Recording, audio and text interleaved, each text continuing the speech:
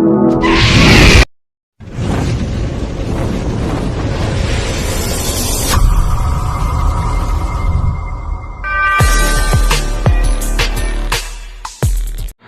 back mga kalapati, magandang hapon.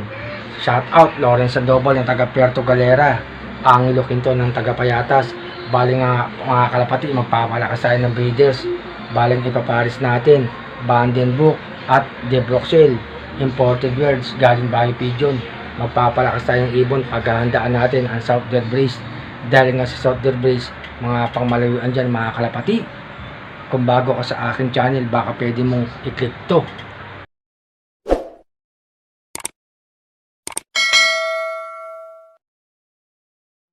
Ito nga mga kalapati, bali patatapusin lang natin maglimlim tong pares natin, magulang ni Super Swerte ng probinsyano at Indalubasa.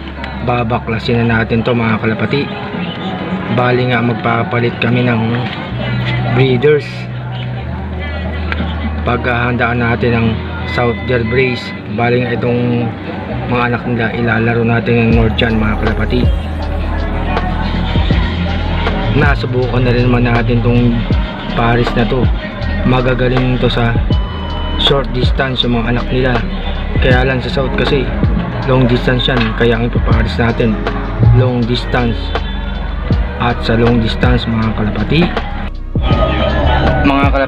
ang tinutukoy kong ibon na long distance at long distance mga kalapati, ito si Vandenbroek galing Bahay Pigeon.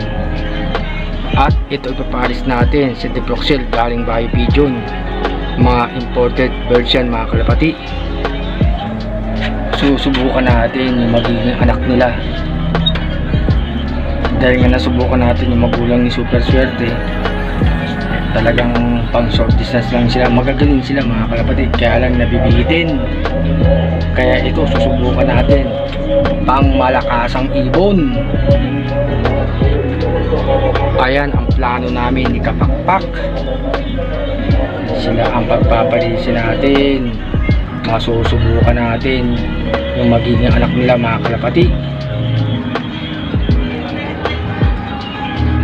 Bali nga yung last vlog ko, pinakita ko yung anak nitong dalawa. Pinalimliman natin isang pares natin. Bali nga ilalaro namin ng Northern ni Kapakpak. Susubukan din natin sa North yung anak nila mga kalapati. Titignan din natin ang performance. Ito magandang ibon, no? Si Vandenbroek, kita nyo naman yung pakpak niya, no? Mahaba. Nabili nga natin ito sa Bahay Pigeon. At ito nga si De Bruxelles, tignan nyo naman yung pakpak niyan. Ang haba din, sa Bahay Pigeon din natin nabili. Mga imported birds. Kailangan na natin magpalakas ng breeders mga kalapati. Dahil sa South Deer Breeze talagang pangmalayuan yan, tawid dagat.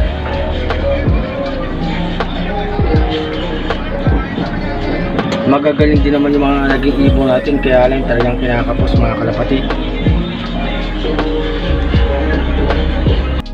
Ito mga kalapati, si Black nakabalik sa atin galing Bulan, Sorsogon.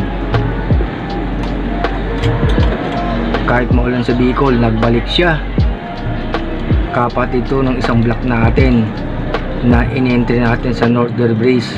Ang problema nga sa kapatid nito, lugon. Isinali namin sa derby. Siyempre masakit ang katawan, naglalagas ang pakpak, kaya nga hindi nga nakabalik. Ito naman si Flaviong Panday, ang matibay nating ibon sa norte. Bali nga hanapan na lang natin to ng pares. Pwede natin pagparisin itong dalawa, oh. Matibay ng south at matibay ng north. Ang problema, ilalaro pa natin to si Black ng derby ng south mga kalapati.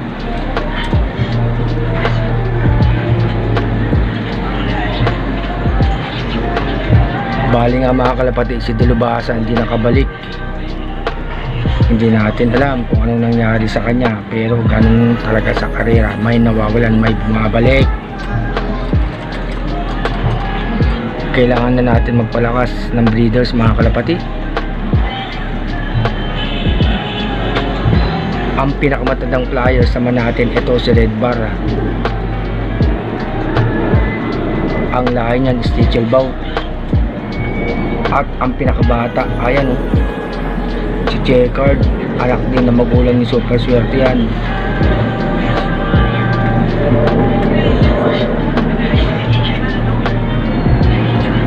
Bali nga mga kalapati, umaambon, maulan, kaya hindi tayo nagpakawala ng mga alaga natin. Ayun si Grisel, sayang hindi natin na-entry sa South Deer Brace kasi nga nagkasugat. Magandang ibon pa naman.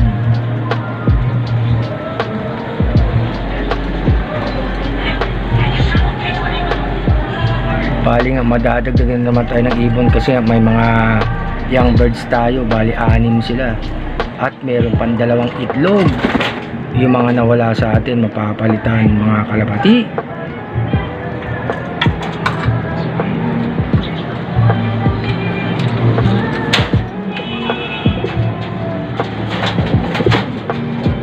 Ito si Blue Bar mga kalapati, kapatid din ni Super Swerte at ni Dalubhasa. Isasabak natin yan sa north.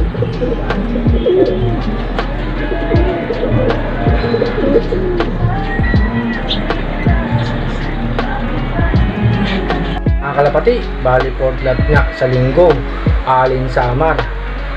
Titignan natin yung condition ni Black kung sasabak natin mga kalapati. Ang hinahabol natin, makadulo tayo. Pero titignan natin yung ibon natin. Bali nga si Dalubhasa hindi na nakauwi mga kalapati. Kaya nga itong susunod na South Deer Brace, paghahandaan natin yan. Gaya nga ng sinabi ko, Vandenbroek, iano natin yan kay Deb Roxel para pang malakas ang ibon galing Bayo Pigeon. Sila ang pagpapalisin natin 2 mga kalapati.